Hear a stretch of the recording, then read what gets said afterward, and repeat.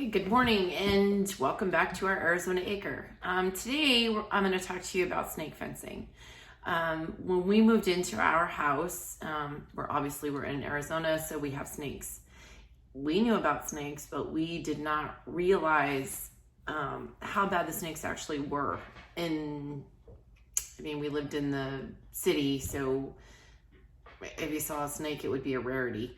So when we moved out here, we actually had, in the span of about maybe 3 weeks, 3 dogs bitten and 2 died. So we absolutely had to do something about the snakes. So I tried everything. I tried all the repellents, which do not work.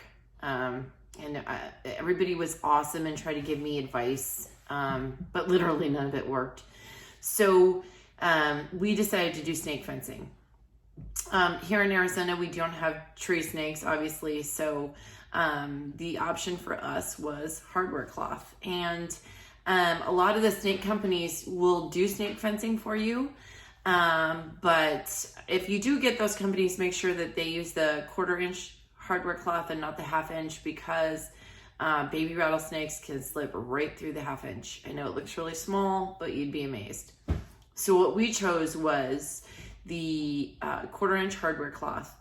And when we moved in here, we had a chain link fence already put up around like a small part of our yard. So for us, and we're no fence experts and we're no snake experts, but for us, what we're using is self-tapping screws and washers to keep the screw from going through the wire.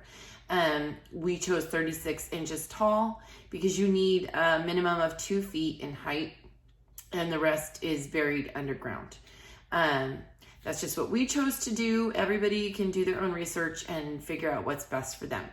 I'm going to show you the hardware cloth, the screws, then the washers. And when I was filming that, by the way, I forgot to add that you need gloves and wire cutters, pick to dig, obviously, those kinds of things. I should have remembered, but I didn't. So after I show you that, then I'm going to go out and show you the actual fence.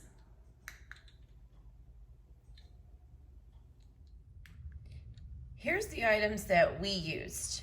It is 1/4 inch hardware cloth, 1 inch self-tapping screws, and 1/8 by 1 inch washers. Here's a closer look up, closer view, I should say, of the mesh. I don't know if you can see that very good.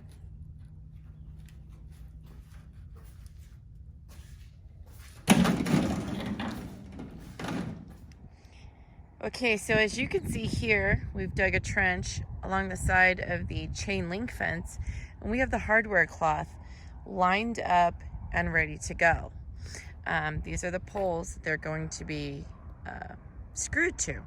So I'll be showing you some of that in just a second. Wait, push that middle. Do that.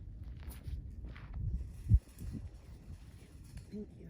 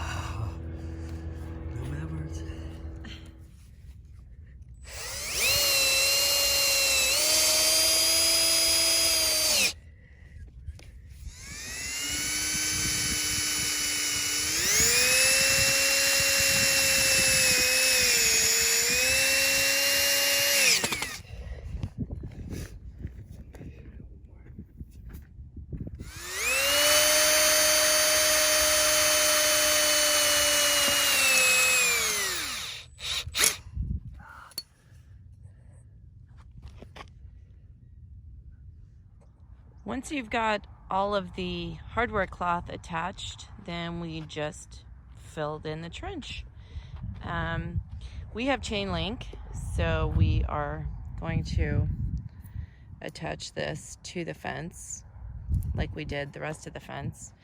But once you do your snake fencing, don't forget that just because you have snake fencing around fences, snakes can still get in if you don't snake proof your gates and any drainage holes.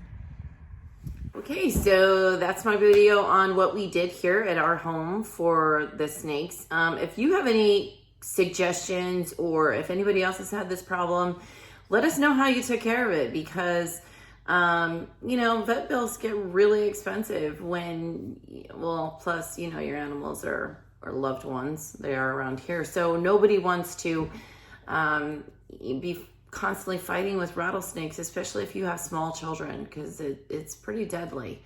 I'm sure I probably left something out. I mean, if you have a question, leave it in the comments. Also, if you found this video informative, because I wish there was more on YouTube when we were researching what to do about our rattlesnake problem, hit the like and subscribe button, and feel free to share my video.